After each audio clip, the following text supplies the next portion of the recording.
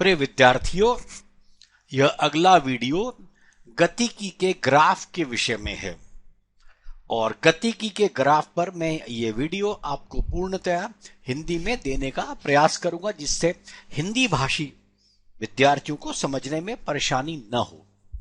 आइए हम ये पढ़ेंगे कि ग्राफ का उपयोग गतिकी में किस प्रकार से होता है। देखिए, सबसे पहले तो आप ये समझिए, ग्राफ कोई भी दो चर वस्तुओं के आपसी संबंधों को दर्शाता है।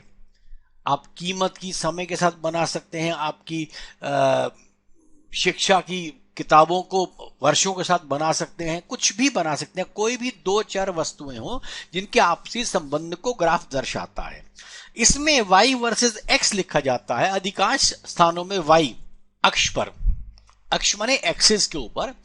अब क्योंकि हम बात गतिकी की कर रहे हैं, उसके विषय में यदि बात करें तो अधिकांश स्थानों में y अक्ष पर वेग, स्थिति, त्वरण इत्यादि होता है और x अक्ष पर समय दर्शाया जाता है।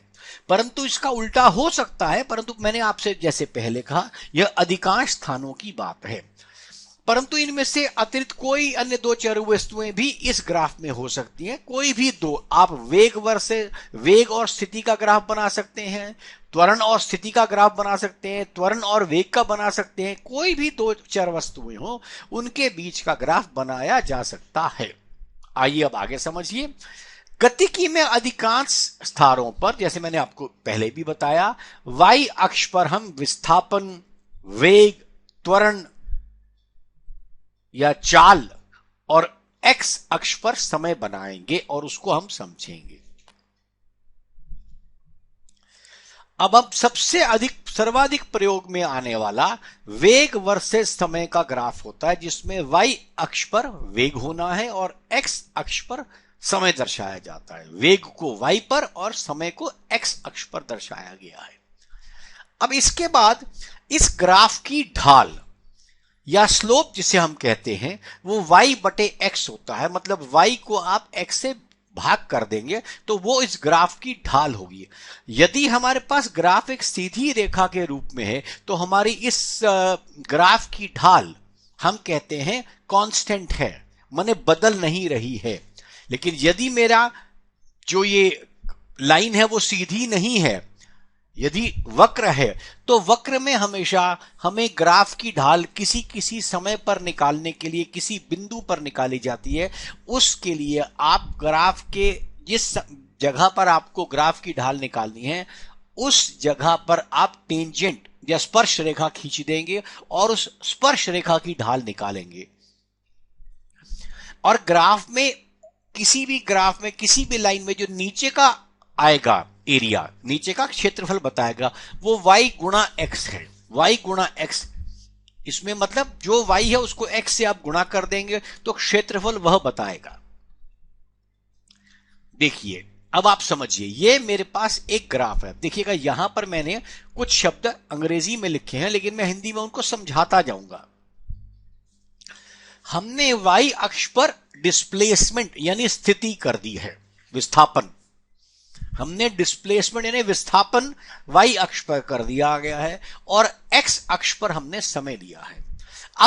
अब अगर आप इस ग्राफ की इस नीली रेखा को देखेंगे, यह सीधी रेखा नहीं है। इसका अर्थ यह है, इसकी ढाल या स्लोप हर पल बदल रहा है। जब आप देखेंगे शून्य के आसपास शुरू कर रहा है, तो वहां पर यदि स्पर्श रेखा खींची जाएगी तो वो समय अक्ष के लगभग समानांतर होगी। इसका मतलब उसका स्पर्श रेखा का और समय के बीच का जो कोण होगा वो लगभग शून्य होगा। इसका मतलब इसका ढाल लगभग शून्य से शुरू हो रहा है और जैसे जैसे ये बढ़ता जाएगा इसका ढाल बढ़ता जा रहा है। अब आप इसको उदाहरण से देखिए। मान लीजिए मैंने इस समय पर t इक्वल्स टू 2, मैंने 2 सेकंड के समय पर मैंने ढाल निकालनी है, तो मैंने उस जगह पर आपके सामने एक स्पर्श रेखा खींच दी।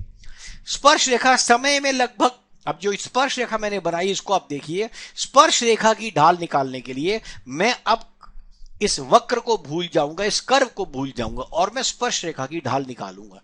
देखिएगा ये कितनी है, डेल्टा y बटे डेल्टा x। अब आप देख सकते हैं y मेरा कहां है, 8 पर है और नीचे 0 पर है। किसको देख रहा हूं मैं? इस वक्र पर खींची हुई स्पर्श रेखा की ढाल, और समय मेरा 3 से 1 के आसपास है, तो मैंने 3 में से 1 घटा दिया, तो मेरे पास ये जो आ गया, ये आ गया 4। अब सुनिए, ये 4 क्या है? 4 है टाइम बराबर 2 सेकंड के ऊपर विस्थापन बटे समय। अब विस्थापन बटे समय को आप क्या बोलते हैं? वेग। तो हम कहेंगे 2 सेकंड के ऊपर इस ग्राफ से ये दर्शाया गया कि इसका वेग इस समय 4 है। अब मैंने दूसरी स्पर्श रेखा खींच दी किसी और समय पर, लगभग 3.5 सेकंड पर। अगर आप इस समय निकालना चाहेंगे तो आप देखेंगे इसकी ढाल बढ़ गई है, क्योंकि असल में जो स्पर्श रेखा है वो एक्स अक्ष से क्या कोण बनाती है, उस कोण का टेंजेंट लिया जाता है, जिसको आप स्पज्या कहते हैं। समझ रहे हैं? अब ये ले लिया, अब ये वेलोसिटी कहलाती है। वेलोसिटी माने वेग, मैंने आपको बता चुका हूं। अब we change instead displacement velocity on y axis and time remains the same on x axis। अब आप ये देखिए, हम क्या करते हैं, विस्थापन अलग अलग बदलता है, इसलिए अलग अलग समय पर हमारा वेग अलग अलग होगा और टाइम हमारा x पर बदलता जा रहा है। इसी प्रकार इसको हम कहते हैं, अगर मेरे पास, अब मैंने क्या बताया आपको, यदि मैंने विस्थापन के स्थान पर यदि मैंने वेग ले लिया होता, तो वेग बटे समय क्या आता है? त्वरण। आपको मालूम है वेग बटा समय त्वरण आएगा, वही मैंने लिखा है। यदि हम विस्थापन के स्थान पर वेग ले लेंगे और समय वही रहेगा, तो अब उस समय इसकी ढाल आ जाएगी, माने इसका त्वरण आ जाएगा 4 मीटर प्रति सेकंड स्क्वायर। ये आया किसी भी ग्राफ के ढाल को, गतिकी के ग्राफ के ढाल को समझने का। अब इसके एक कदम हम आगे चलेंगे, जिसको आप और बेहतर तरीके से समझ पाएंगे। इसमें देखिए, हमने बनाया, वेग को ले लिया। अब आपके सामने वेग को ले लिया मैंने y अक्ष पर, वेग माने वेलोसिटी, और x अक्ष पर मैंने समय ले लिया। अब आप इसको जरा ध्यान से देखिए, तो मैंने इसमें 2 और 4 पर 2 रेखाएं खींच दी, जो सीधी रेखाएं हैं, लंबी रेखाएं हैं। अब जो इसके अंदर एरिया है, जो क्षेत्रफल है, कौन सा क्षेत्रफल? जो 2 और 4 सेकंड के बीच का जो पूरा क्षेत्रफल आएगा, माने जो ये जो क्षेत्रफल आएगा, ये यदि मैं इसका क्षेत्रफल निकाल लूं तो वो क्या आएगा? वेग गुणा समय। वेग गुणा समय। अब आपको पता है वेग को जब समय से गुणा कर दिया जाए तो विस्थापन आता है। तो 2 से 4 सेकंड के बीच में कितना विस्थापन हुआ, मुझे ये पता लग जाएगा। इसको कहते हैं एरिया अंडर दी कर्व, क्षेत्रफल उस वक्र के नीचे, जो बताएगा हमें डिस्प्लेसमेंट यानी विस्थापन। इसका देखिए, किसी भी वक्र का, अब सुनिए, स्लोप हमको जो अवकलन कहते हैं, जिसको आप गणित में अवकलन समाकलन कहते हैं ना, तो अवकलन डिफरेंशिएशन है, क्योंकि y बटे x है। आपके पास अवकलन क्या होता था, याद है आपको? dy बटे dx, यह है अवकलन। समाकलन क्या होता था? y into dx। इसलिए समाकलन जो आप करते हैं वो एरिया इस कर्व से पता लगता है। माने समाकलन की राशि इस किसी भी कर्व के, किसी भी वक्र के नीचे के क्षेत्रफल से पता लगेगी। और यदि आपको डिफरेंशिएशन किसी जगह का प्राप्त कराना है, तो उसका मतलब आप उस वक्र पर, जिस जगह पर आपको अवकलन प्राप्त करना है, उस जगह पर उस y और x की उस बिंदु के ऊपर आप स्पर्श रेखा खींच दें और उसकी ढाल को ढूंढें। ढाल ढूंढते ही आपके पास वो आ जाएगा। अब मैं आपको जो भी मैंने बताया इसको लिखकर बता रहा हूं, इसको बिल्कुल ध्यान से, इस पेज को आप अपनी जगह लिख लें। मैंने ये पेज अंग्रेजी हिंदी दोनों में रखा है, जिसको जो समझ आए।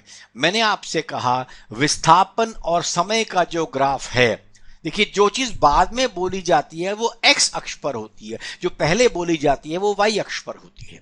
तो विस्थापन समय के ग्राफ में ढाल आपको बताएगा वेग, विस्थापन समय के ग्राफ में ढाल आपको बताएगा वेग, और दूरी समय के ग्राफ में ढाल आपको बताएगी चाल। आपको पता है चाल एक अदिश राशि है, इसमें दिशा नहीं होती, जबकि वेग एक सदिश राशि है। इसलिए विस्थापन सदिश है लेकिन दूरी अदिश है।